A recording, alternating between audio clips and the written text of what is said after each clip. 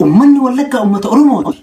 Obboleeyyan teenna lafee teenna dhiiga keenna foon keenna foon irratti muran akkamittiin teenna isinitti haa dhagamu yaa ummata kiyya cinaan qaama keenna bineensa gurraacha nyaatamutti jira halkanii fi guyyaa kaa ofiif iyyaa kaa waliif iyyaa kan gaddisiisu bu'aa qeerroof qarreen argamsiise firee dhaabbonni Oromoo wal ta'uu dadhabu warri jidduu kana argateree hiree ummata Oromoo wal afaan dachaasee bu'aaf angoon hiree kaawwan walit diree warri isaan falme osooruu hin jiru akka looniititti gogaa irraa qalee kaawwan akka lukkuutitti morma irraa cire minirkaleessa akaakayyota teenna akkayoota teenna harma irraa muree harka irraa muree ittiin jilchuuf jecha mukatti fannisee sodaachisaa ture amma hin dalagu tooftaan sun xumure ilmaan isaa hadha warri seenaa ofii abboota irraa bare tooftaa dulloomaadhaan billaa doomaa qaree hadhas nu qalutti jira nutti taree dabare tooftaan akka kana amma hin dalagu ummanni dammaqa ummanni ubbeeka ummanni ubbare ummanni wal bare yaa bada saroota leenca rafe kaaftan isin nyaatte sareen qabsootee finiinsi keessaa fi alaan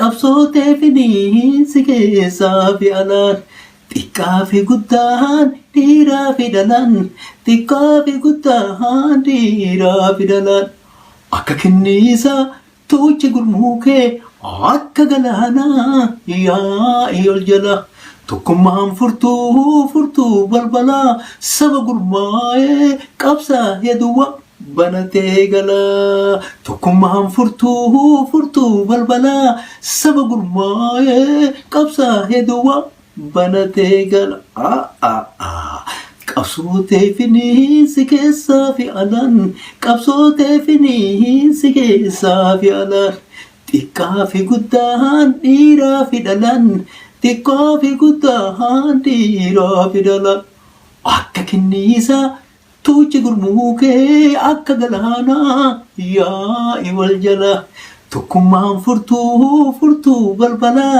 saba gurmaa'ee qabsaa'ee duwwaa banatee gala tokkummaan furtuu balbalaa saba gurmaa'ee qabsaa'ee duwwaa banatee gala tokkummaan furtuu balbalaa saba gurmaa'ee qabsaa'ee duwwaa banatee gala tokkummaan furtuu balbalaa saba gurmaa'ee qabsaa'ee duwwaa banatee gala yaa ummata kiyya ka'aa hirribarraa maaliif yoo jettanii bineensa gurraachaan nyaatamutti jirra hirribarraa kaanee haa dhoorginu ofirraa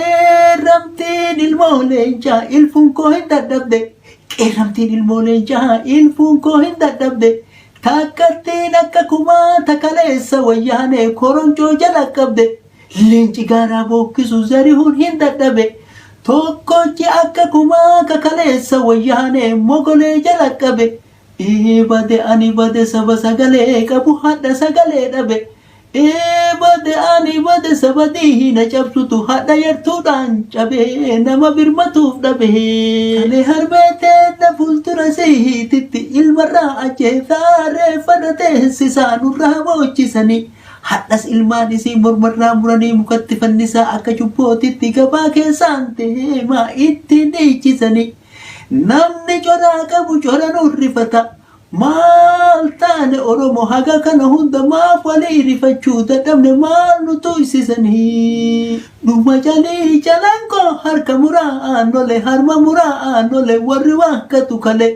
dhuma jalii calankoo harka muraan nole harma muraan nole warri waakkatu kale kunoo har'a harkuma ofiitiin ragaa ofitti ba'e morma muree dabale lammi birmata lammi iyyata ka'aa walii birmadha ka'aa walii iyyata waliif ta'a sagalee garaan koo na boore onneen koo na hoore garaan koo na boore onneen koo na hoore qabbanni garaa kootii yoo eboo itti dhahe mar'imaan gadi dhahe aarii garaa koo ba'e wayii gatiin bineensaa nu nyaatte kamuu yale wayii gatiin bineensaa nu nyaatte kamuu yale ruucheen garaa fincaanii nu dhaante kaakuu carre nafxanyaa garaa daduu faannoo garaa fincaanii nafxanyaa garaa daduu faannoo garaa fincaanii dhiiga eenyu kanama akka eenyutu bishaanii boolla seentu laalladhu Oromoon lafaa ka'eesse nyaatare ilkaanii. Waslaataa warra bal'aa karaa gubbaa teteettee uummataree rakkiftu.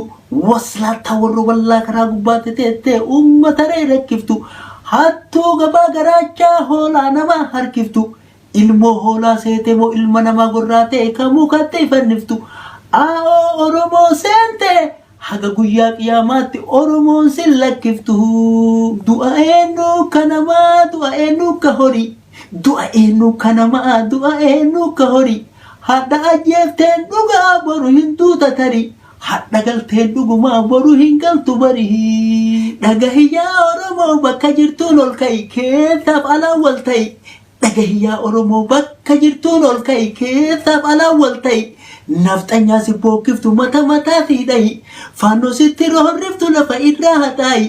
Gabroota mataa dhagaa ilaamaa irra kaayi akka garbuu akaayi. Xiqqoollee hin saalfattu nafxanyaa ofiin jette as keessa deemtee dhama. Xiqqoollee hin saalfattu nafxanyaa ofiin jette as keessa deemtee dhama. Maqatu nama malee nafxanyaan namaa miti bineensa luka lama. Biyya ani beekutti nafxanyaa fi bineensaaf qawween hin barbaadamu eboodhaan ari'ama. Farda itti yaabbadhaa fattallee tayaajama bineeyyii luka lama. Harreeleen daa'ima baattu reenyaattu lafa gabaa geessiti. Harreeleen daa'ima baattu reenyaattu lafa gabaa geessiti. Nafxanyaa qawween kaattu takkattiin sodaatina hin loltuun fakkeessiti. Yoo dhiirti dhugaan lolte lola guyyaa tokkootiin qawweelee lafa nayitee luka qullaa dheessiti. Waa hatuu fi waa saamu warra tokkoffaa ba'e laga gamatti eegaa biyya reeballeessiti. Kalolu qawwee miti hubadhu onnee teeti. Kalolu qawwee miti hubadhu onnee teeti. Gaafa onnee hidhattee qawwee ebonii kata kadiinni baatu keeti. Luuyni garaa fincaane qawwee sodaanna seeti. Qawwee nu sodaachisuu feeti. Nafxanyatu nafxanyaa daboo nutti baafate. Nafxanyatu nafxanyaa daboo nutti baafate. Gubbaa irraan durooni jalaan faannoo yaabbate. Faannoon ufiin hin dhufne Abiyyitu waamate. Abiyyi Ahmad jedhaa namni duguuggaa sanyii uummatarra raawwate. Abiyyi Ahmad jedhaa namni duguuggaa sanyii wallaggarra raawwate. Abiyyi Ahmad jedhaa namni duguuggaa sanyii Gujii irra raawwate. Abiyyi Ahmad jedhaa namni duguuggaa sanyii Shawaa irra raawwate. Abiyyi Ahmad jedhaa namni duguuggaa sanyii Karrayyurra raawwate. Abiyyi Ahmad jedhaa namni duguuggaa sanyii Walloon irra raawwate. Baalee hangam tokko beelaa dheebuudhaan dhuma. Harargee fi Booranni beelaa dheebuudhaan dhuma. Inni Gujiif Wallaggaa Walloo Shawaa dirooniin tuma. Achi gubbaarra taa'ee mootummaa ofiin jedha waan biyyi keessa jirtu quban qabu tasuma. Hojiin isaa guddittiin ililii dhaabuudhuma. Biyya keenya keessatti afaan keenyaan baranna. Alaabaa teenna bahaaf nafaaruu keenya faarfanna. Finfinnee mana keenya keessatti hayyama maal gaafanna. Warri keessummaa dhufe hayyama haa gaafatu. Gaafachuu duwwaa miti hayyama haa baafatu. Keessa bubbulee jennaan warri mana ofii sehee gabbahee nu daadatu. Jaraa fi harreen tokko dullaan haleelaa dhiiro. Dullaan haleelan malee jarri kabaja hin jaalatu. Oromiyaan reeballoo Oromoon saba guddaa saba hundaa hammata. Oromiyaan reeballoo Oromoon saba guddaa saba hundaa hammata. Saba raamata qabu naga haree jaalata. Jechi an jedhu kuni saba tokko laallatu nama tokko laallatu.